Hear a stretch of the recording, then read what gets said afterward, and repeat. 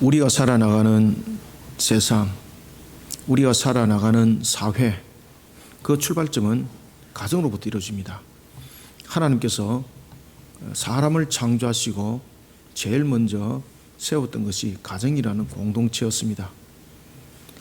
그리고 이 가정이라는 공동체는 결혼이라는 문제와 연결이 됩니다. 사도 바울이 활동하던 그 시대였습니다. 고린도 교회는 교리적 문제뿐만 아니라 신앙과 관련한 다양한 여러 가지적인 측면의 문제들이 놓여지게 됩니다.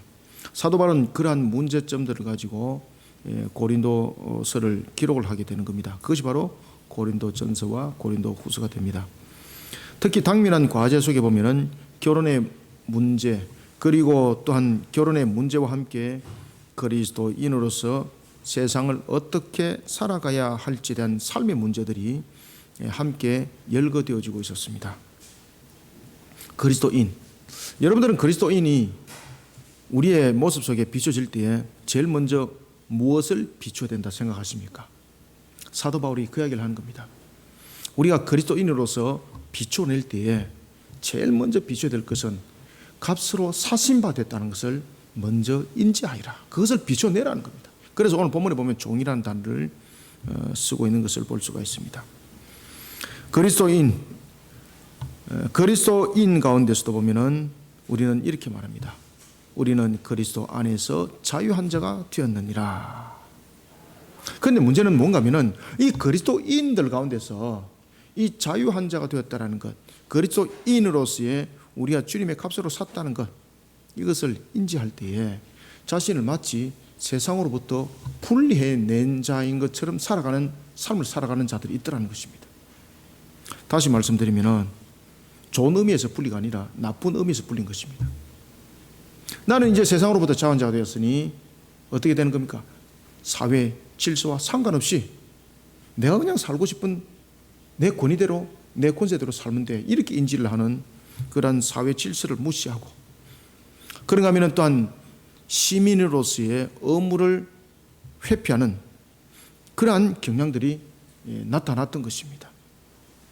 여기에 대해 바울은 하나님의 부름에 합당한 그리스도의 삶을 어떻게 살아가야 될 것인지를 권면을 하고 있습니다. 바울은 그리스도인으로서의 신분은 분명히 세속적 신분과 위치에 대해서는 분명히 다르다고 말을 하고 있는데, 그런데 이 그리스도인의 이 모습을 통해서 마치 그리스도인이 사회적 신분과 지위를 향상시키는 중심에 있는 것처럼 착각하고 그러한 모습 속에 오히려 신앙이 곁길로 가는 것을 사도 바울이 보게 되는 겁니다. 사도 바울은 말합니다. 그리스도인의 신분이라는 것은 우리가 세속적 신분과 그 위치를 향상시키는 데 있는 것이 아니다.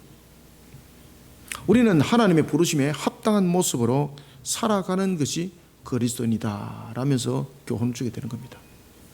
사랑하는 성도 여러분, 저와 여러분들이 그리스도인으로서 살아가는 것은 우리의 행위나 그런가 하면 우리의 모습에서 그려지는 것이 아닙니다. 사도 바울이 증거하고 있는 것처럼 우리는 그리스도의 값으로 사신바 된, 그로 말미암아서 우리는 그리스도인이 된 것입니다. 그리스도가 샀다 그랬습니다. 자신의 값으로 샀다 그랬습니다. 그리스도의 값으로 사신받은 그리스도의 모습, 그 모습을 통해서 우리는 무엇을 비추어내야 되는가? 그래서 우리는 값으로 사신 자가 된 그리스도인, 그런 그리스도인으로서 우리는 세상을 어떤 가치관 속에 살아가야 되는가? 우리가 오늘 본문이 주는 말씀을 가지고 그리스도인의 값으로 사신받은 그리스도인이 이 세상 가운데에 어떤 모습으로 살아가는지를 보도록 하겠습니다. 특히 우리가 맥주절 그러면은 우리가 기억해야 될 것은, 맥주절은 우리가 첫 열매라는 것과 연결이 됩니다. 그런가 하면 또한 첫 열매는 부활과 연결이 됩니다. 그런 모습 속에 오늘도 우리의 값으로 산 그리스도인, 우리가 어떻게 우리의 모습들이, 가치관들이 나타나야 되는지를 세 가지의 가치관 즉 측면에서 말씀을 드리겠습니다. 먼저 우리가 20절을 한번 읽어봅시다. 시작. 각 사람은 부르심을 받은 그 부르심대로 지내라. 아멘. 지금 여기서 사도 바울이 굉장히 재미있는 이야기를 지금 하고 있습니다. 그것은 뭔가 하면은 사람은 이라고 쓸 수 있는 거잖아요. 사람은 부르심을 받은 그 부르심대로 지내라 이렇게 말할 수 있는 거잖아요. 그런데 사도 바울이 사람에다가 조건부를 달았습니다. 그것은 뭔가 하면 각 사람이라는 것입니다.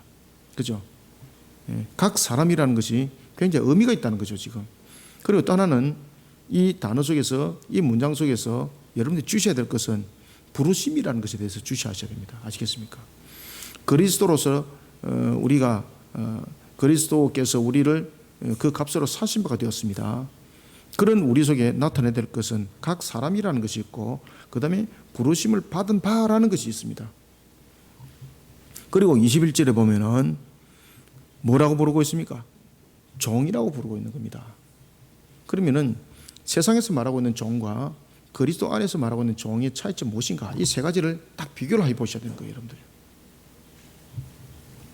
따라서 우리는 20절부터 21절을 통해서 먼저 첫 번째, 그 당시에 여러분들 그리스도인 그러면은 세상적인 측면에서 부귀와 영화를 누리는 자들이 그 속에 없었습니다. 대부분 다 보면요 종들이었고 그리고 연약한 자들이었고 여인들이었고 그런 상태 속에 있는 사람들이었습니다. 그리고 또한 그리스도인들 가운데서는 문맹인들이 참 많았습니다. 배운 것이 없는 거죠. 그러면 세상적인 측면에서 보면은 어떤 자들입니까? 마치 버린 자와 같은 자들이었습니다. 예수님의 제자들 가운데서도 글을 배웠던 사람들이 있는가 하면은 아예 글을 배우지 못했던 사람들도 예수님의 제자들 가운데 있었습니다. 사도들 가운데 있었습니다. 그래서 그들이 예수님을 만나면서 글을 깨우치게 되고 그러면서 그들이 서신서를 기록했던 대표적인 한 사람이 또한 요한이기도 했습니다. 따라서 우리는 첫 번째 20절부터 21절에 보면은 세상에서는 비록 버린 자와 같이 천한 자라 할지라도 그리스도의 값으로 사신받은 그리스도인은 세상의 그 어떤 자도 그를 없이 여길 수 없는 존재라는 사실을 먼저 첫 번째 잊지 마시길 바랍니다. 이 가치관을 분명히 가지셔야 됩니다. 그런데 이 가치관 속에서 이 가치관을 잘못 가지니까 엉뚱한 짓들을 하는 겁니다. 그래서 사도 바울이 지금 그 이야기를 딱 하는 겁니다. 여러분, 하나님의 부르심 앞에는 통상적으로 무엇이 존재할까요? 그래서 제가 이 세 가지를 주시하라 그랬잖아요. 사람이라는 앞에 각각의 단어가 붙은 것과 그 다음에 부르심에 관한 부분들 그리고 또한 우리가 21절에 보면 종이라는 부분들 이런 부분들이 자유함으로 연결되고 있다는 거죠. 자, 우리는 하나님의 부르심 앞에 통상적으로 여러분 무엇이 성립이 되겠습니까? 하나님의 절대적 주권이 성립이 됩니다. 이걸 절대 잊지 마셔야 됩니다. 그리스도인은 아시겠습니까? 하나님의 부르심 앞에는 통상적으로 하나님의 절대적 주권이 강조되고 있다는 것을 반드시 인지하셔야 됩니다. 그리고 이 부르심이 하나님의 절대적 주권과 연결될 때에 이 부르심은 하나의 자신의 상태를 설명하고 있습니다. 그럼 이 부르심이 어떤 상태와 연결될까요, 여러분들요? 하나님의 절대적 주권이 있습니다. 그러면 이 부르심이 상태와 연결이 됩니다. 어떤 상태와 연결되겠습니까? 순종과 연결됩니다. 순종과. 그래서 이 부르심이라는 단어 속에는 무엇이 연결되는 겁니까? 하나님의 절대적 주권과 순종이 연결되는 겁니다. 그리스도의 값으로 사신받은 우리는 이 부르심이라는 이 단어 앞에서 이 하나님의 절대적 주권과 순종이라는 부분들을 이 부르심 앞에 반드시 함께 연결시켜야 되는 것입니다. 그래서 이것이 종으로 연결되는 겁니다. 그리고 이것이 자유한 자로 연결되는 겁니다. 하나님으로부터 부르심을 받은 우리는 순종이 필연적으로 따라오게 되어 있습니다. 그리스도인이라는 특수한 배경은 그리스도가 자신을 대속의 제물로 내어놓고 사신 바 값에 의한 것입니다. 그러니 그리스도인은 그 소유주가 누구라는 것입니까? 그리스도가 되는 겁니다. 이런 특수한 배경에 놓여진 그리스도인이 부르심을 받았을 때는 자신이 어떤 상황에 대해 주권자가 되는 것이 아닙니다. 어떤 자세가 되어야 된다는 겁니까? 바로 순종에 이를 수 있는 종의 자세가 필연적이라는 겁니다. 그래서 우리는 부르심 앞에서는 항상 아니오라는 것이 아니라 항상 아멘으로 화답하는 그러한 기본적 자세가 매우 중요하다는 겁니다. 그런데 여기서 이제 주목해야 될 것이 있습니다. 종을 한번 비교를 해봅시다. 세상의 종과 그리스도의 종은 무엇이 다른가라는 것입니다. 분명히 종은 순종에 대한 부분들이 그 속에 함께 연결되어 있습니다. 세상의 종도 마찬가지고 그리스도의 종도 마찬가지고 모든 공통점들은 순종이라는 것이 있습니다. 그런데 세상의 종과 그리스도의 종은 완전히 다릅니다. 세상의 종은 창세기 19장 2절에 보면은 낮은 신부를 말하고 있습니다. 그죠? 그런데 여러분들 그리스도 종이 낮은 신부를 말하고 있던가요? 절대 그렇지 않습니다. 그러니 세상의 종과 그리스도 종으로 불리는 것은 이유가 다르다는 것입니다. 같은 동일한 상태적 측면에서 순종을 말하고 있는데 그것이 다르더라는 것입니다. 세상적인 종은 낮은 신분으로서 주인에게 반드시 그 명령에 순종을 따라야 될 이유가 있는 것은 순종이었고, 그렇지만 우리의 순종은 그런 것과는 다르더라는 것입니다. 세상적 측면에서 이와 같이 종은 창세기 19장 2절에서 나타나고 있는 것처럼 낮은 신분을 말하고 있고요. 그 다음에는 두 번째는 세상의 종은 누가복음에 잘 나타나죠. 누가복음 17장 7절부터 9절에 보면은 주인과 구별되는 위치입니다. 심지어 여러분들 그 누가복음에 보면은 종에 대한 모습에 대해서 이야기를 할 때 이렇게 말하고 있습니다. 종은 주인의 양을 치는 자고, 그 다음에 주인의 밭을 갈고 땀 흘려 수고해야 될 자였습니다. 그런데 그렇게 양을 치고 밭을 갈고 얼마나 노력을 많이 했습니까? 얼마나 수고를 했습니까? 그리고 돌아왔습니다. 그러면은 그 수고에 대해서 돌아왔을 때에 그 수고에 대해서 칭찬할 수 있고 그 수고에 대해서 격려를 받을 수 있고 여러 가지 다양한적인 측면에서 하나의 값이 돌아올 수 있는 거지 않습니까? 그런데 종에게는 그러한 것이 성립이 되지 않습니다. 아시겠습니까? 심지어 주인의 양을 쳤습니다. 주인의 밭을 갈았습니다. 돌아왔습니다. 얼마나 수고했습니까? 감사 인사도 받을 일이 없습니다. 그런데 거기다가 그 수고의 대가를 받지 못할 뿐만 아니라 심지어 그런 수고를 하고도 주인에게 수종을 끝까지 들어야 되는 것입니다. 이것이 세상의 종의 모습입니다. 그래서 주님의 종된 삶은 세상의 종과 그 근본이 다릅니다. 여러분들이 잘 아시는 것처럼 사도 바울이 있던 그 당시에 로마가 다스리고 있던 그 시대 종에 대한 부분들은 엄격했습니다. 그리고 뭐 그 이전에도 그랬습니다만은 이 종들에게는 마치 인장 도장과 같은 것들이 그 몸에 새겨져 있었습니다. 왜 그랬을까요? 소유물이라는 것이죠. 소유물. 우리는 그리스도 안에서 종은 인격으로 설명이 됩니다.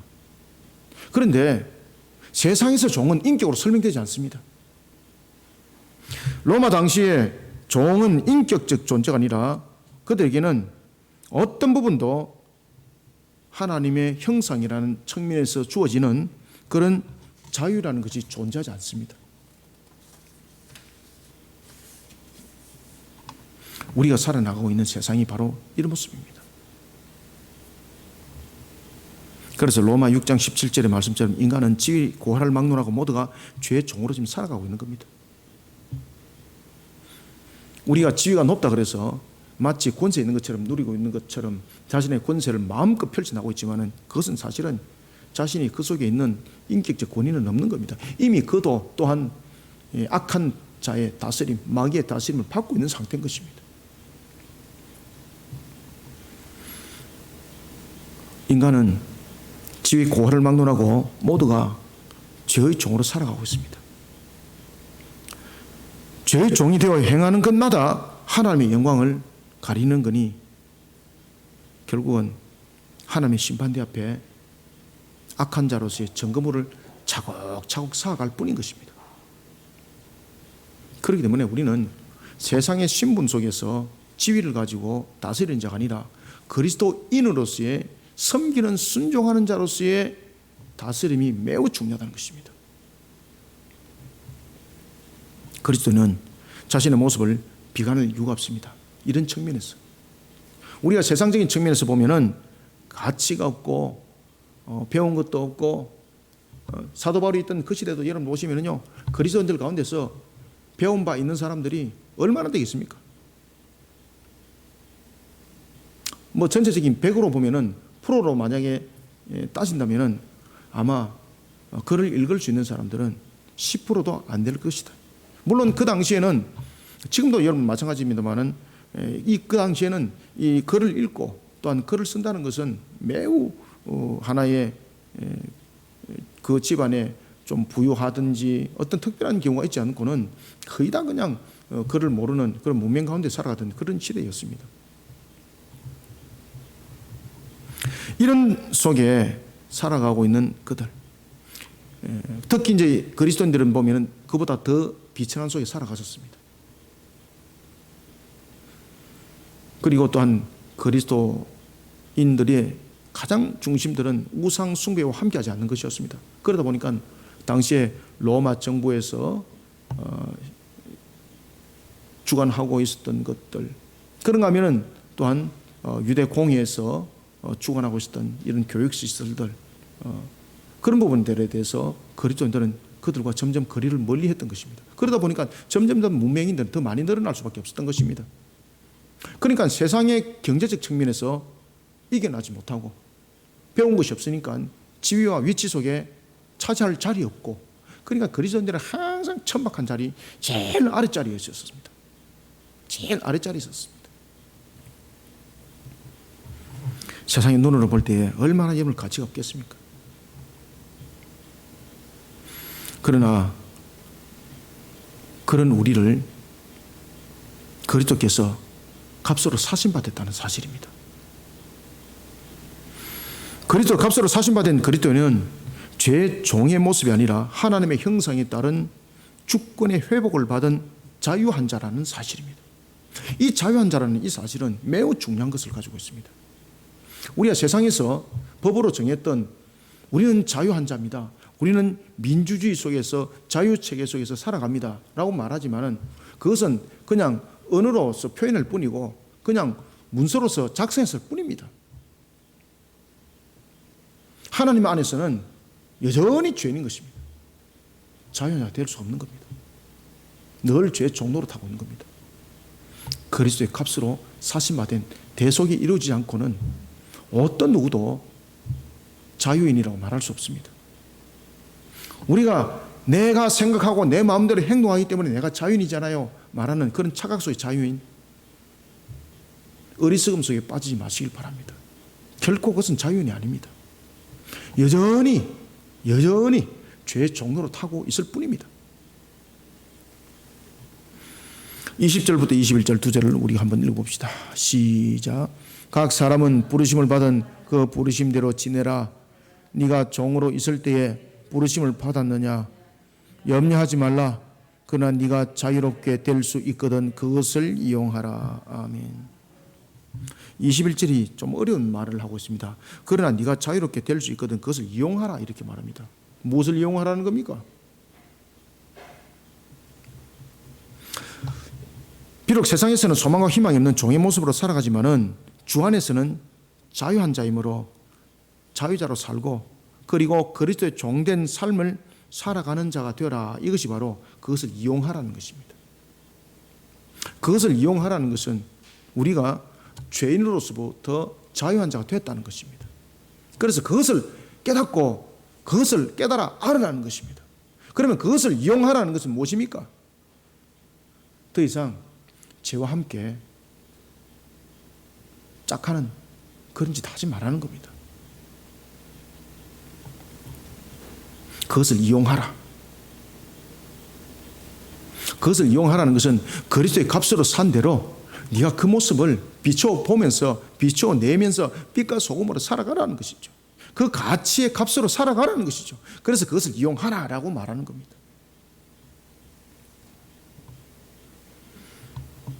그리스도의 인격으로 출발하라 이 말입니다. 그리스도의 인격으로. 그리스도의 인격으로 출발해라. 그리스도는 세상에서는 비록 버림받아 있을지라도 배운 것이 없고 가진 것이 없어서 세상 사람들이 천박하다라고 말할지라도 그것은 절대 우리의 가치 기준이 아니라는 겁니다. 세상 사람들은 질과 양과 부피를 가지고 고하를 가지고 가치를 판단하는데 그것은 전부 다 죄로 인하여서 나타난 가치적 판단 기준입니다. 여러분 잘 아셔야 됩니다. 뒤에서 제가 말씀드리겠습니다.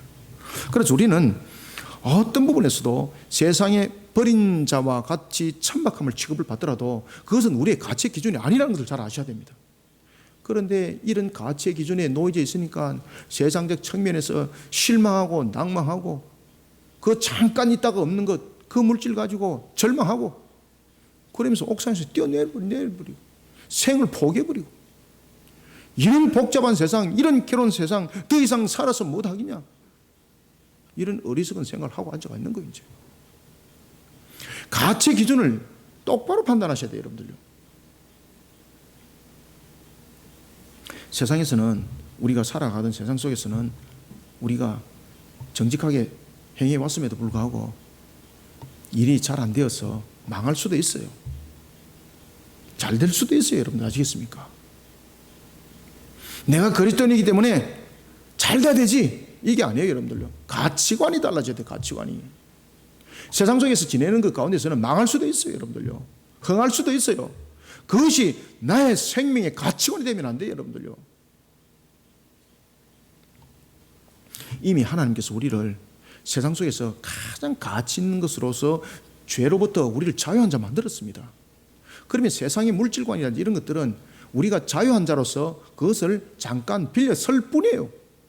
그런데 그것이 흥하면은 자신이 흥한 것으로 느끼고 있고 그것을 잃어버리면 내 자신이 망한 것처럼 느끼면서 생명을 던져버리니 그리스도인의 가치관은 어디 갔냐 말이에요.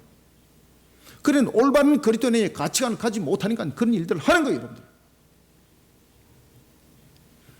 올바른 그리스도인의 가치관을 가지시길 바랍니다. 그래서 사도 바울이 지금 무슨 이야기를 하고 있습니까? 그것을 이용해라 그러잖아요. 그것을 이용해라. 그것을 이용해라. 고린도 교회에 이 당시에 무슨 일이 생겼다고요? 그리스도인이라고 말하면서 나는 자유한 자라 말하면서 세상의 질서 안 지키고 자기 마음대로 하고 나는 이제 자유한 자가 되었으니 라면서 탈법적인 일을 하고 내 자유라는 말하면서 공동체 해를 끼치고, 그게 잘못됐다는 거죠. 그리스도인으로서 그 가치관을 바로 이용을 하라는 겁니다. 바로 이용을 하라. 그래서 그것을 사용하라라고 말하는 거예요. 그것을 사용하라. 21절 다시 한번 읽읍시다. 시작. 네가 종으로 있을 때에 부르심을 받았느냐 염려하지 마라. 그러나 네가 자유롭게 될 수 있거든 그것을 이용하라.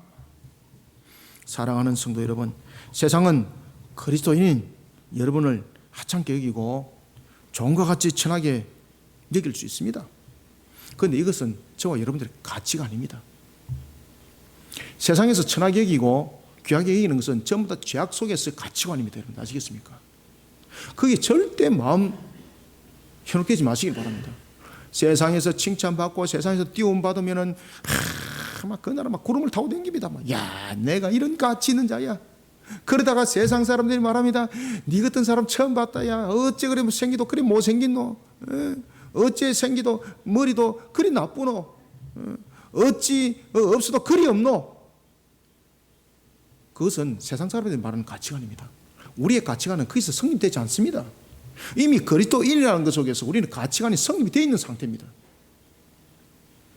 하나님의 가치관은요, 비교 분석하고 평가 판단하지 않는 겁니다. 그런데 그리스도인으로서 살아가면서 그것을 이용도 안 하면서 그냥 껍데기만 그리스도인이 된 거예요. 우리는 똑바른 그리스도인의 가치관을 이용을 할 줄 알아야 되는 거예요. 사용할 줄 알아야 되는 거예요. 세상은 그리스도인을 여러분들을 하찮게 여기고 종과 같이 천하게 여길지라도 저와 여러분들은 그리스도의 값으로 사신 바 된 자들입니다.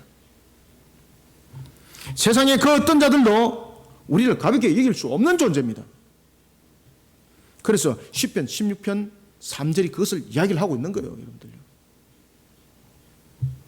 땅에 있는 성도들은 존귀한 자들이니 나의 모든 즐거움이 그들에게 있도다. 아멘. 우리의 가치관이 그런 거예요, 여러분들요. 하나님은 그리스도인을 통해서 기쁨을 만들어가는 거예요. 그런데 우리는 세상의 가치관을 가지고 기쁨을 만들어가려고 그러니까 이 하나님과 코드가 지금 안 맞는 거예요, 이게. 그러니까 이사야처럼 신앙이 개걸음 치는 거예요. 자기는 똑바로 간다고 걷는데 개가 어떻게 걷습니까? 옆으로 가는 거예요, 옆으로.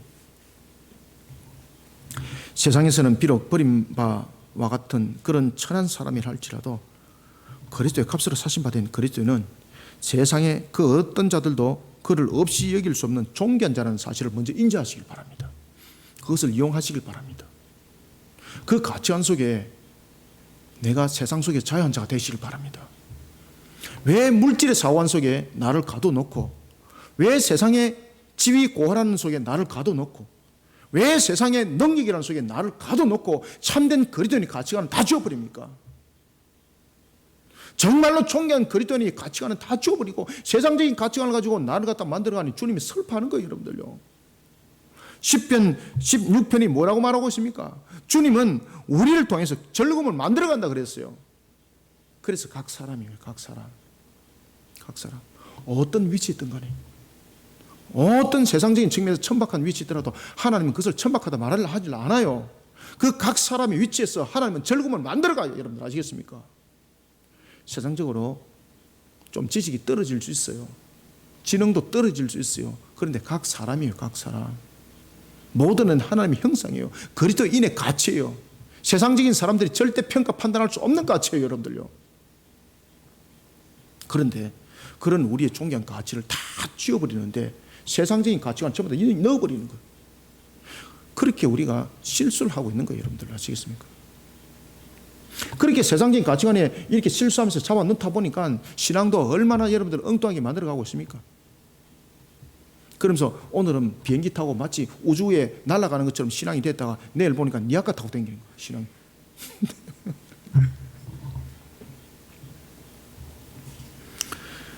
저와 여러분들은 세상에 그 어떤 자도 그를 없이 여길 수 없는 존재라는 사실, 이 사실을 반드시 인지하셔야 됩니다. 그런 가운데 소망과 희망의 나를 주관자처럼 자유자가 되어서 살아가는 저와 여러분들이 다 되시기를 소원합니다. 그 다음에 두 번째는 우리는 값으로 사신 자입니다. 그리스도인입니다. 우리는 어떤 가치관으로 살아가야 되는가? 22절을 함께 읽겠습니다. 시작. 주 안에서 부르심을 받은 자는 종이라도 주께 속한 자유인이요 또 그와 같이 자유인으로 있을 때에 부르심을 받은 자는 그리스도의 종이니라. 아멘. 두 번째는요, 21절부터 23절 통해서 그리스도의 값으로 사신받은 그리스도인입니다. 이거 반드시 인지하셔야 됩니다. 이것을 우리의 인격 속에 심겨주셔야 돼요. 머릿속에 남겨두시면 안 됩니다. 우리는 그리스도의 값으로 사신받은 그리스도인이다. 이걸 인지를 하셔야 돼요, 여러분들요. 그냥 일반적으로 그냥 그리스도인 그러니까 이게 의미가 없는 거예요, 이게. 항상 그 수식어로 무엇을 붙여야 되겠습니까? 그리스도의 값으로 사신받은 이라는 수식어가 반드시 붙어져 주셔야 돼요. 그럴 때 우리의 인지적 자체가 달라지는 것입니다. 그리스도의 값으로 사신받은 그리스도인, 이런 수식어가 반드시 성립이 되어야 됩니다.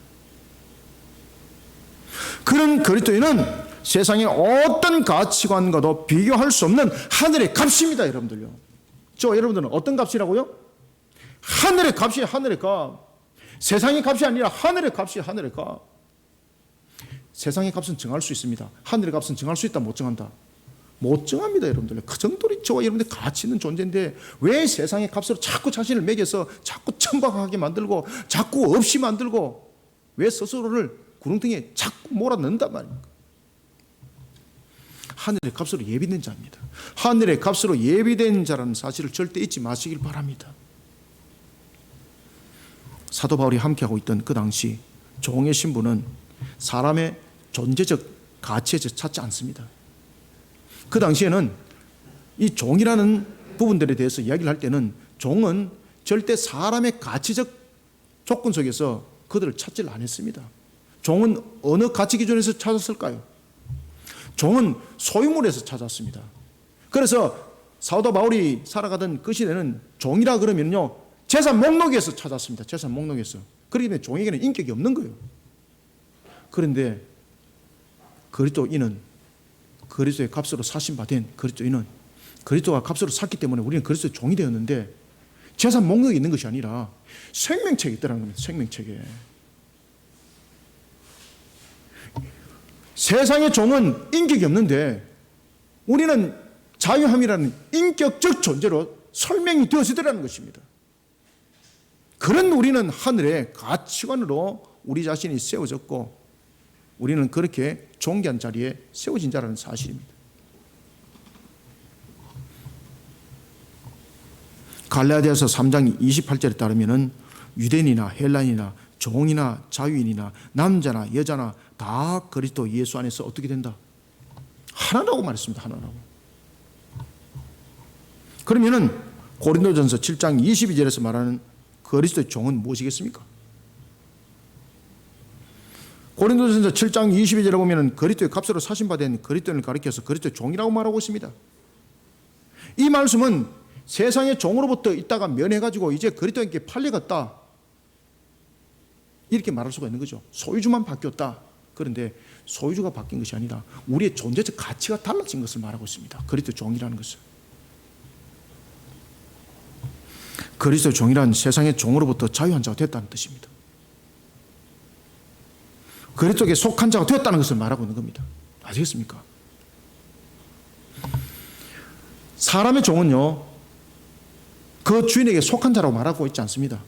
그 주인의 재산, 소유물이라고 말하고 있습니다. 그래서 당시의 종들은 인구조사에도 포함이 안 됐습니다. 참 서글픈 거죠, 그죠?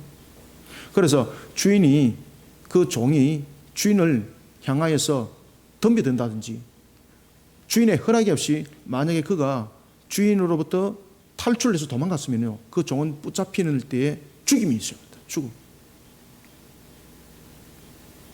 그래서 여러분들 잘 아시는 오네시모 사건이 그 속에서 나타났던 겁니다. 소유라는 거죠. 소유. 절대 인격과는 대조되는 소유라는 것이죠. 그런데 그리스도의 종이라는 것은 바로 소유를 말하는 것이 아니라 인격을 말하고 있었고 하나님의 형상을 말하고 있다는 것입니다. 다시 말씀드리면 그리스도의 것이니 라는 것은 세상의 그 어떤 것도, 마귀의 세력도 그리스도의 것인 그리스도인을 해칠 수 없다는 뜻입니다.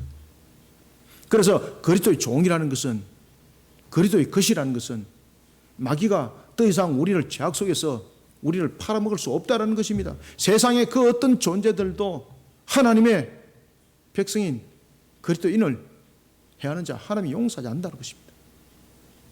그건 세상의 종과 다른 것입니다. 그리스도의 종이라는 것은 그리스도의 것이니 절대 안 뺏긴다는 겁니다. 지키시고 보호하시고 그를 축복하사 복되게 하시고 번성하게 하시고, 이 모든 것이 그리스도의 종 안에 다 포함이 되어 있었습니다. 세상의 종은요, 자신이 노력해도 전부 다 주인의 것이에요. 다 뺏겨요. 그런데 놀랄 사실은 그리스도의 종은 그리스도께서 다 주시더라는 것입니다. 생명을 주시고 강건함을 주시고 필요한 물질을 주시고 다 주시더라는 것입니다. 그러니 이것이 세상의 종과 어떻게 비교가 되어 있습니까? 세상의 종은 자신의 소유가 없어요. 그런데 놀랍게도 그리스도 종은 하나님의 기업이 허락되어지더라는 것입니다. 이것을 자각해라는 겁니다. 이것을 잊지 말라는 것입니다. 그리스도인을 세상 사람들은 소유로 삼을 수 없습니다. 왜냐하면 그리스도께서 값으로 사신 받았기 때문에 그리스도인은 이미 그리스도의 소유입니다. 그런데 그리스도의 소유인데, 그리스도의 종인데 그것은 세상의 종과 다르더라는 것입니다.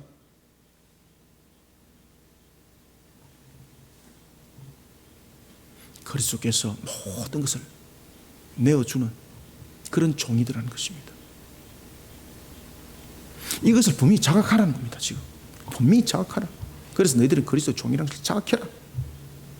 세상의 종은 자신이 땀 흘려 주님에게 바쳐야 되지만 그리스도 종은 주께서 전부 다 베푸심이에요. 지키시고 보호하시고 부어주시고. 그러니 그리스도의 종은 무엇을 말씀하고 있습니까? 말씀하시기를, 주께서 말씀하시기를 찾으라, 구하라. 그러면 내가 줄 것이다. 두드리라, 내가 열어줄 것이다. 세상에 이런 종이 어디 있습니까? 세상의 종이 자신이 필요한 것을 주님에게 찾습니다. 주님 가만두겠습니까? 이놈이야 내 재산 소유를 갖다가 탐하고 있구만. 바로 그냥 처형이에요, 처형. 그런데 그리스도인인 그리스도 종은 구하라는 거예요. 주인이 주겠다는 거예요. 무엇이든지 주겠다는 거예요. 무엇이든지.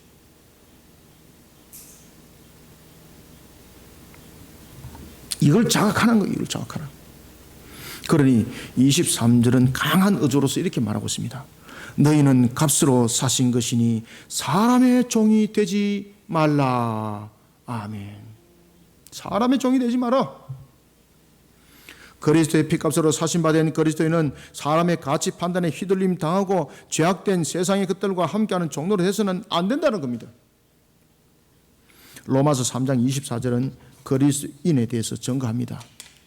그리스도 예수 안에 있는 속량으로 말미암아 하나님의 은혜로 값없이 의롭다 하심을 얻은 자가 되었느니라. 아멘. 22절 23절 두 절을 한번 읽읍시다. 시작. 주 안에서 부르심을 받은 자는 종이라도 주께 속한 자유인이요 또 그와 같이 자유인으로 있을 때에 부르심을 받은 자는 그리스도의 종이니라. 너희는 값으로 사신 것이니 사람의 종이 되지 말라. 아멘. 무슨 종이 되지 말라고요? 사람의 종이 되지 말라는 거예요. 사람의 종이 되지 말라. 사람의 종이 되지 말라는 것은 무엇입니까? 그들과 불법하고 탈법하는 일에 함께하지 말라는 거예요. 세상 방법 찾아가지고 뭔가 피하려고 문제 만들어가지 말라는 거예요. 하나님 안에 신앙으로 엎드려 보라는 거예요. 어떻게 만들어가는지 보라는 거예요. 어떻게 만들어가는지. 사랑하는 성도 여러분, 그리스도인은 세속의 가치관에 사로잡힌 종의 모습으로 세상을 살아가서는 안 되는 존재입니다. 이것을 우리는 먼저 인지해야 됩니다. 저 여러분들은 자신의 부족함이 있다고 열등감 속에 살아가는 존재가 되어서는 더욱 안 됩니다. 왜? 우리는 그리스도인이라는 가치라니까요. 여러분들요, 세상의 모든 것을 비교 관점에서 보는 사고는 완전히 떠들어 고쳐야 됩니다. 그리스도인들은 이것부터 고쳐야 됩니다. 세상의 가치관으로 비교하고 평가하고 이렇게 자매를 보고 형제를 보고 또 서로를 돌아보면서 말하고 반찬 만들고, 그건 마귀와 함께 하는 겁니다. 어떤 관계 속에서도 비교적 관점 속에서 평가 판단하지 마시길 바랍니다. 모든 사람들은 다 가치가 있어요. 그래서 각 사람이에요. 각 사람. 뭐 하버드 대학만 가면은 뭐 인간인가요? 지방대학 나오면은 안 됩니까? 가방끈이 길면은 무엇인데 다 할 수 있나요? 그래서 저도 가방끈을 길게 매봤습니다. 아, 거북스럽더라고, 이 가방끈을 길게 매니까. 온갖 것들이 형식이 있고. 여러분, 세상의 가치관은 비교를 통해서 약자와 강자를 구별하여서 가치관을 강한 것으로서 가치관을 만들어가고요, 세상적인 눈으로 볼 때에 반짝거리는 것, 덜 반짝거리는 것을 가지고 가치 평가해서 반짝거리는 것이 더 가치 있는 보석으로 세상은 평가해요. 그런데 하나님은 그렇게 말 안 해요. 하나님은 비교 분석이 아니라 조화로움을 말하고 있어요. 조화로움을. 그 이야기를 어디서 하고 있을까요? 잠언에서 정확하게 이야기를 하고 있습니다. 잠언에서. 나중에 여러분 잠언 한번 찾아보십시오. 잠언 8장 22절에 보면 여기 대해서 이렇게 증거하고 있습니다. 여호와께서 그 조화의 시작, 창조를 조화의 시작이라고 말하고 있어요. 여호와께서 그 조화의 시작 곧 태초에 일하시기 전에 나를 가지셨으며. 아멘. 크고 작고 강하고 약하고 이것을 창조 관점에서 보지 못하니까 세상에 크고 작고 그리고 강하고 화려한 부분들을 통해서 가치관을 그렇게 만들어가는 거예요. 세상적 측면에서 여러분 보시면은 작고 약하고 화려하지 못하고 이것은 가치 없는 것으로 여겨요. 세상적인 죄악된 관점에서 보면 큰 것, 강한 것, 화려한 것, 이것이 가치 있는 것이에요. 그런데 하나님은 그 이야기를 안 하고 있어요. 크고 작음이 무엇입니까? 자문이 말하고 있죠. 조화로움이 조화로움. 연약하고 강함이 무엇입니까? 조화로움이에요. 조화로움을 만들기 위해서 그렇게 한 거예요. 어떤 것은 화려하게 보이고 어떤 것은 화려하게 보이질 않아요. 조화로움이에요. 조화로움. 아시겠습니까? 그 속에서 아름다움이라는 조화가 만들어지는 거예요. 만약에 화려한 것들만 있다 그러면 아름다움이라는 것이 판단이 됩니까? 비교가 안 되는데. 그래서 하나님은 비교 관점이 아니라 조화로움이 조화로움. 무엇이 있기 때문에 아름다움이 함께 연출되는 겁니까? 부족한 것들이 있어 세상적인 측면에서 보면 1달란트와 2달란트와 5달란트가 있기 때문에 이것이 아름다움이란 조화로움이 만들어지는 거예요. 여러분들 아시겠습니까? 그래서 모든 것이 다 필요함이에요. 필요함. 이것을 죄악된 세상의 관점에서 보니까 야, 이것은 가치 있고 이것은 가치 없다라고 말하는 거예요. 여러분들 아시겠습니까? 하나님은 절대 그렇게 말하지 않아요. 사랑하는 성도 여러분, 그리스도 값으로, 우리는 그리스도의 값으로 사신받은 그리스도인입니다. 이 수식어가 반드시 붙어주셔야 돼요. 그리스도의 값으로 사신받은 그리스도인은 세상의 그 어떤 가치와도 비교할 수 없는 하늘의 값입니다. 하늘의 값. 하늘의 값으로 예비된 자는 사실을 잊지 않으셔야 됩니다. 나의 약함과 나의 부족함이 세상에서 판단하는 기준이라면 하나님은 나를 통해서 세상 사람들이 가질 수 없는 또 다른 조화로움을 주신 것을 인지하시길 바랍니다.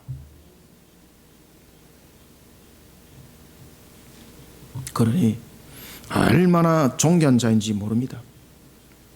여기 대해서 보면 신앙으로 세상을 힘있게 살아가고 우리는 경쟁의 시대를 이기는 자가 되어야 된다고 말하고 있는데 조화롭게 살아갑시다. 열심히 살아가고 성실히 살아가는 조화로움으로 살아갑시다. 그러다 보면은 많을 수도 있고 적을 수도 있습니다. 낭망하지 마시길 바랍니다. 그 조화로움 속에 항상 감사하면서 살아갑시다. 그것이 또한 맥주절의 정신이기도 합니다. 여러분들. 무엇보다 중요한 것은 우리가 얼만큼 존귀한 자라는 것을 먼저 인지하셔야 됩니다. 우리는 하늘의 값으로 매기신 자들입니다. 그런 여러분을 절대 세상적인 가치에 팔지 마십시오. 절대 세상적인 가치에 당장 힘들다고 그 가치에 내 모습 던지지 마십시오. 얼마나 손해보는 짓입니까? 세상으로 가치를 판단할 수 없는 이 하늘의 값인데 세상의 값에 비교를 해가지고 안 되니까 그냥 자신의 하늘의 값을 그냥 세상에 던져버리는 거예요. 그러면서 생명 던져버리고 이런 멍청한 짓들을 하는 거예요. 다시 한 번 더 말씀드립니다. 저와 여러분들은요, 비교 관점 속에서 가치관으로 살아가시면 안 됩니다. 우리는 하늘의 값이라는 분명한 우리의 그리스도의 값으로 사신 바 된 그 모습 항상 인지하는 우리 성도들이 되시기를 소원합니다. 마지막으로 세 번째는 우리는 값으로 사신 바 된 그리스도인입니다. 어떤 가치관으로 우리는 살아가야 되겠는가? 24절을 함께 읽겠습니다. 시작. 형제들아 너희는 각각 부르심을 받은 그대로 하나님과 함께 거하라. 아멘. 자, 20절에서도 각 사람이라고 말하고 있죠. 그 다음에 24절에도 무엇을 말하고 있습니까? 각각 부르심을 받았다는 거죠. 그죠? 각각 부르심을. 그대로 하나님과 함께 거하라. 동행하는 거죠. 우리는 이것을 통해서 우리는 아셔야 될 것이 있습니다. 마지막으로 세 번째는요, 그리스도의 값으로 사신받은 그리스도인은 그리스도가 그렇게 했던 것처럼입니다. 각각 사람은 그리스도가 그렇게 했던 것처럼 그리스도 안에서 하나님을 증거하는 첫 열매가 되어야 됩니다. 이 가치관으로 살아가시길 바랍니다. 그러면 삶이 비록 힘들더라도 내가 살아갈 목적이 무엇인가를 분명히 알게 됩니다. 제가 이 가치관으로 살아가면서 제 모습이 완전히 바뀐 겁니다. 그리스도 안에서 하나님을 증거하는 첫 열매가 되어야 됩니다. 이게 우리의 가치관입니다. 하나님을 증거하는 첫 열매가 되어야 된다는 사실을 잊지 마시길 바랍니다. 바울은 그리스도의 값으로 사신 바 된 그리스도인, 여기에 대해서 매우 강조를 하고 있습니다. 사도 바울의 전체적인 신학이 뭔가 하면요, 십자가 신학인데 루트가 십자가 신학이지 않습니까? 사도 바울도 마찬가지예요. 사도 바울이 항상 강조하고 있는 것이 뭔가 하면요, 그리스도의 값으로 사신 바입니다. 사도 바울이 뭐라고 말하십니까? 나는 괴수 중에서도 아주 악랄한 괴수라고 말하지 않습니까? 그런데 그리스도의 값으로 사신 바 된 나의 모습, 과거는 추악한 모습이었고, 과거는 그렇게 괴수인 괴수였지만은 지금은 그 값으로 사신 바 된 새롭게 된 첫 열매, 새롭게 된 새 열매, 존재적 가치. 여러분들 세상의 정치 한번 보십시오. 얼마나 비열합니까? 그렇죠? 여러분 기생라합 기억나십니까? 기생라합을 통해서 하나님께서 무엇을 이루셨습니까? 메시아의 혈통을 이루셨습니다. 세상적인 값으로 기준으로 말한다면 기생라합은 어떻게 되는 것입니까? 저 천박한 것이 저럴 수가 있어, 뭐 이런 가치관이잖아요. 그런데 그렇게 말한 사람의 가치관은 어떻나요? 여러분들, 로마서는 말하고 있습니다. 이 땅의 의인은 네가 한 사람뿐이라고요? 단 한 사람도 없다 그랬어요. 어디 추악한 것들이 가치관으로 따진다면 정말로 시궁창의 가치도 되지 않은 것들이 어찌 다른 사람의 가치관을 가지고 판단하고 평가한단 말입니까? 그러니 주님께서 바리새인과 서기관들이 음행한 여인을 주님 앞으로 붙들고 왔을 때 주님께서 말씀하십니다. 너희 중에 죄 없는 자가 먼저 돌을 들고 이 여인을 치라고 말했습니다. 그런데 놀라운 것은 바리새인과 서기관들, 자기 스스로 어렵다고 여긴 그들 다 물러났습니다. 그때 주님께서 그들에게 신앙의 양심을 다 열어버린 겁니다. 주님께서 땅바닥에 글을 썼습니다. 흙이라는 것은 사람을 말하고 있습니다. 그들의 심령 속에 주님께서 문을 열어버린 거예요. 그러니까 자신들이 볼 때 이 추악한 여인, 간음했던 여인, 분명히 돌로 쳐 죽여야 될 여인이었는데 나중에 보니까 자신들이 돌로 쳐맞을 놈들이었다는 것입니다. 아시겠습니까? 그러니 바리새인들이 다 물러가 버린 거예요. 여러분, 우리는 첫 열매, 새 열매라는 것을 인지하셔야 됩니다. 우리의 과거의 모습 속에 담겨진 것은 죄입니다. 그러나 주님께서 우리를 새롭게 하셨습니다. 그러면 우리는 세상을 새 열매로 말해야 되는 것입니다. 정치하는 사람들 보십시오. 이 사람 일꾼이에요. 이 사람 성장 과정 아주 깨끗해요. 그렇게 딱 들어서서 놔두면은 뭐 합니까? 전부 다 사기 쳐먹잖아요. 그죠? 제가 말이 좀 거치나요? 제가 지금 속에 분이 이만큼 올라와요. 주께서 말씀하십니다. 그까지 참아라.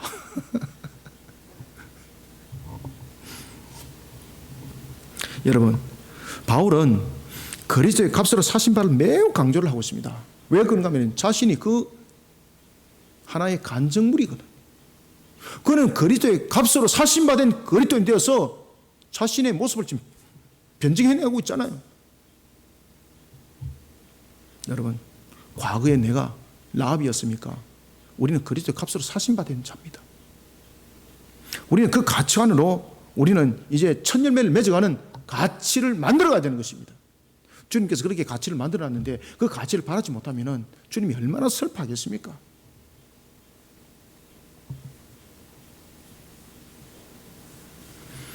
사도 바울은 그리스도의 값으로 사신 바 된 그리스도인이 가져야 될 가치관에 대해서, 자세에 대해서 세 번째를 권면합니다. 여기서 두 가지 자세를 주목하게 합니다. 첫 번째는 각각 부르심을 받은 대로입니다. 각각 부르심을 받은 대로, 각각의 형편대로, 각각의 환경대로. 각각이라는 것은 다양성을 말하고 있습니다. 각각이라는 것은 위치를 말하고 있습니다. 각각이라는 것은 다양한 삶을 또한 말하고 있습니다. 그 삶의 형태와 모습을 말하고 있습니다. 이것을 잠언 8장 22절에서는 뭐라고 말하고 있습니까? 조화로움이라고 말하고 있는 거예요. 조화로움. 세상은 이것을 가지고 비교 분석하면서 가치, 평가, 판단을 하고 있지만 하나님은 이것을 조화로움이라고 설명하고 있는 거예요. 각각이라는 것을 통해서. 그리고 부르심을 받은 대로입니다. 순종하는 종과 같은 걸음을 걸어가는 것을 말합니다. 그런데 이것이 뭐가 연결됩니까? 두 번째, 하나님과 함께라는 것과 연결됩니다. 하나님과 함께 거하는 것. 다시 말하면 동행하는 것을 말합니다. 누가복음 22장 42절 보십시오. 예수님의 공생애, 무엇을 이루기 위해서 예수님께서는 공생애를 걸었습니까? 누가복음 22장 42절은 예수님께서 공생애를 걸었던 것에 대해서 말씀으로 총정리합니다. 이렇게 말합니다. 그러나 내 원대로 마옵시고, 누구 마음대로? 아버지가 원하는 대로 모든 것을 이루소서. 그죠? 하박국 3장 18절은 증가합니다. 나는 누구로 말미암아? 나는 여호와로 말미암아 절구하고 나는 구원의 하나님으로 말미암아 기뻐하리로다. 아멘. 우리는 그리스도가 아버지의 뜻을 이루기 위해 자신의 피값을, 그 피값으로 우리는 사심받은 그리스도인입니다. 우리를 구원에 이르도록 하기 위한 하나님 아버지의 뜻을 그리스도는 자신의 그 값으로 드리기를 주저하지 않았습니다. 그래서 십자가에서 얼마나 고통이 서러웠으면 엘리 라마 사박단이라고 외쳤겠습니까? 나의 아버지 어찌하여 나를 버리셨나이까? 엄청난 지옥의 고통이 그 속에 가해졌던 것입니다.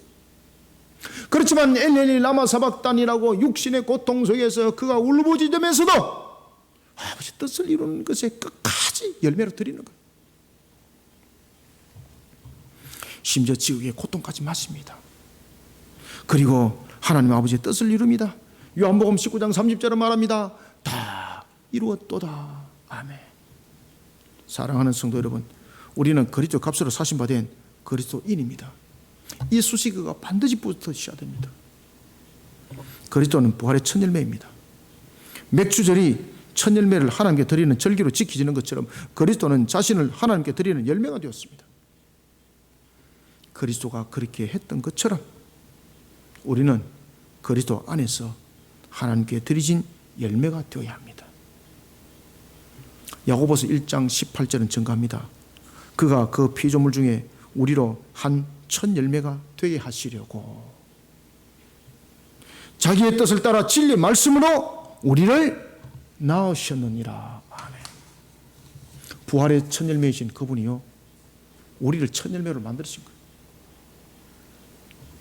세상이 그리스도 안에서 참된 자유를 얻도록 그리스도처럼 우리는 자신을 하나님께 드린 첫 열매가 되도록 해야 되는 것입니다. 어떻게 첫 열매를 드려야 되는 것입니까? 우리는 또한 기억을 해야 됩니다. 마태복음 28장 18절에서부터 20절의 지상 대위임령을 기억해야 됩니다. 아버지와 아들과 성령 이름으로 세례를 주고 그리고 가르치고 지켜 준행하기를 주님이 오신 그날까지 하셔야 되는 것입니다. 그리스도의 값으로 사심받은 그리스도인은 그리스도가 그렇게 하셨던 것처럼 그리스도 안에서 또 다른 첫 열매를 맺어가는 존재가 되어야 된다는 사실을 잊지 마시기를 소원합니다. 말씀을 맺겠습니다.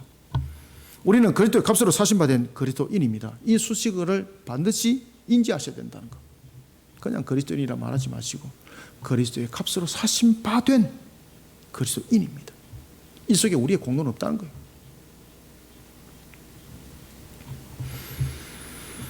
이런 그리스도인을 성경은 가르쳐서 부활의 첫 열매라고 우리에게 전가하고 있습니다.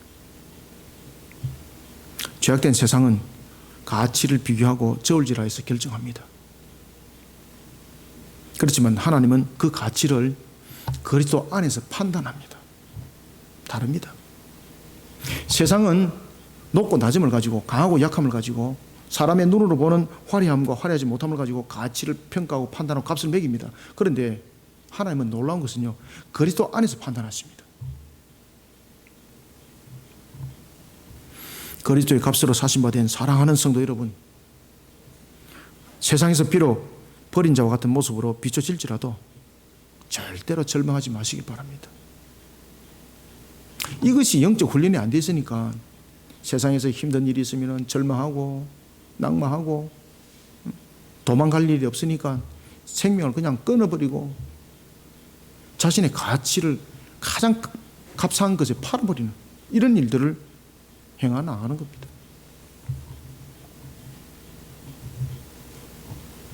심지어 어떤 사람은 어린 자녀들을 보니까 야, 우리가 죽고 나면 제 애들을 누가 거두들고 제 애들 미래를 보니까 참으로 암담하다.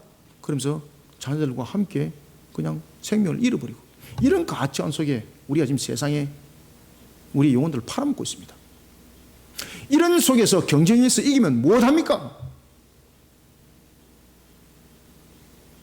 우리의 똑바른 가치관을 찾아가야 되는 것이 우리의 삶이지 않습니까? 왜 우리는 부피와 높이와 마름을 가지고 항상 이야기를 합니까?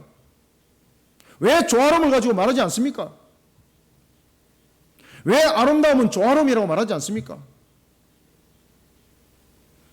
우리는 하늘의 가치관입니다. 그리스도의 값으로 사신받아요. 우리의 주인은 주님이세요. 그래서 주님이 세상을 살 때도 내가 너희들 노고와 수고 알고 있다. 그러니 세상 속에서 너의 영혼 팔아먹지 말고, 세상 속에서도 힘들면은 신앙으로 엎드려라. 그러면 내가 응답해 줄게. 이렇게까지 말하고 있는데, 신앙 속에서 엎드리는 것이 아니라 세상 속에 가가지고 영혼 팔아먹고 앉아가 있고,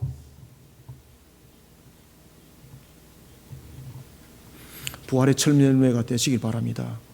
주님께서 우리를 부활의 첫 열매로 낳았습니다. 우리는 오늘 맥주제를 통해서 기억합시다. 세상의 비교적 관점에서 말하지 맙시다. 우리는 맥주제의 첫 열매입니다. 그리스도로 인해서 첫 열매된 사랑하는 성도 여러분, 그리스도 안에서 우리는 또 다른 부활의 첫 열매를 맺어가는 사역을 펼쳐나가는 일꾼으로서 우리의 삶들을 만들어 갑시다. 이 속에 얼마나 큰 기쁨이 있는지 모릅니다. 이 속에 하나님이 만들어 가심이 있어요. 그래서 여러분들요, 제가 금요기도 때도 말씀드렸습니다만, 우리나라의 기업을 했던 사람들 가운데서도, 또한 유명한 기업을 이끌어갔던 사람들 가운데서 크리스찬들이 성공이라고, 세상적인 측면에서 성공이라는 단어를 적용했던 사람들의 공통점들이 있다고 그랬죠. 세 가지 공통점들이 있다고 그랬죠. 첫 번째는 무엇입니까? 모든 것들이 그리스도의 가치관으로 살아가는 거예요. 세상적 편법적인 방법 속에서 사용하지 않았었어요, 자신의 모습들을. 그래서 자신의 모습을 예배에 세우고, 그리고 말씀과 기도 속에 자신을 세워나가는 거예요. 그런가 하면은 마태복음 28장 18절부터 20절에 주님의 주신 지상 대위임령을 만들어가는 선교적 사명이 그들 속에, 사업 속에 다 함께 하고 있었던 거예요. 그러니까 하나님이 얼마나 기뻐하겠어요. 하늘의 가치관으로 살아가는데, 하늘의 가치관으로 그 기업을 세워가는데, 그러니까 하나님께서 하늘의 가치관으로 그 기업을 만들어버리는 거예요. 이 관점은 그저 신앙적 관점에서 여러분들에게 말하는 것도 아닙니다. 우리는 부활의 첫 열매입니다. 부활의 첫 열매를 통해서 하나님은 또 다른 하나의 첫 열매를 맺기를 원하십니다. 그리스도께서 그렇게 하셨던 것처럼 우리는 그리스도인입니다. 그리스도께서 그렇게 하셨던 것처럼 우리의 삶들은 그렇게 되어야 되는 것입니다. 또 다른 부활의 첫 열매를 맺어가는 사역을 펼쳐나가는 일꾼들이 됩시다. 이런 우리의 모습은 맥주절에 하나님께 드리신 첫 열매의 모습인 것입니다. 하나님이 이 모습을 기뻐 받으시고 추수의 결실이 그 이후에 나타나는 것입니다. 그래서 맥주절은 첫 열매라고 말하고 있는가 하면, 이 맥주절이 지나고 난 뒤에 무엇이 있습니까? 바로 칠칠절이라는 우리들에게 주어진 부활의 그 첫 열매가 이제는 풍성한 열매를 맺는 결실의 추수가 있다는 것입니다. 우리들의 모습은 맥주에 하나님께 드린 첫 열매의 모습입니다. 하나님은 이 모습을 기뻐 받으십니다. 추수의 결실이라는 큰 축복으로 응답해 주실 것을 믿음으로 바라보면서 오늘도 힘있게 달려가는 우리 모든 성도들이 되시기를 주님의 이름으로 축원합니다. 살아계셔서 역사하시는 주님, 은혜와 은혜를 다해 주시니 감사합니다. 눈에는 보이지 않지만 살아계셔서 오늘도 천지와 만물을 다스리시는 주님이시여, 우리들에게 맥주를 통하여 또한 우리로 하여금 다시 한 번 더 상고하게 하시니 감사합니다. 부활의 첫 열매 되시는 주님께서 자신을 드려 아버지의 뜻을 이루었던 것처럼 우리 또한 부활의 첫 열매가 되어서 하나님 주신 사명 사역을 힘있게 감당하는 일꾼이요 성도들이 되기를 소망합니다. 우리에게 오늘도 하나님 주신 그리스도의 값으로 사신받은 그리스도인으로서 우리는 이제 부활의 첫 열매가 되었고, 이란 속에 우리는 하나님 앞에 드린 모든 삶들을 이루어갈 때 참으로 세상 사람들은 가치를 높고 낮음으로 따지고, 그리고 연약함과 강함도 그것을 가지고 모든 것을 평가하고 판단할 때 우리는 좌우롬이라는 하늘의 가치관을 가지고 이 땅을 살아가게 또한 하여 주옵소서. 그러나 또한 지칠 때가 있습니다. 참 여러 가지 형편들과 환경들로 인하여서 어려움을 당할 때가 있습니다. 주님께서 말씀하신 대로 입술을 열으라 하였습니다. 구하라, 찾으라, 두드리라. 오늘도 또한 이 신앙이 함께 그리스도인의 가치관으로 엎드리는 신앙 속에 주님으로부터 응답받고 그러한 속에 하나님이 여기까지도 오셨네, 에베네셀의 역사의 산정이 간증물이 되게 하여 주옵소서. 오늘도 주신 말씀으로 우리 성도들에게 하늘의 문을 열어주시고 은혜의 담비를 부어주시기를 소망하며 예수님의 이름으로 기도드립나이다. 아멘.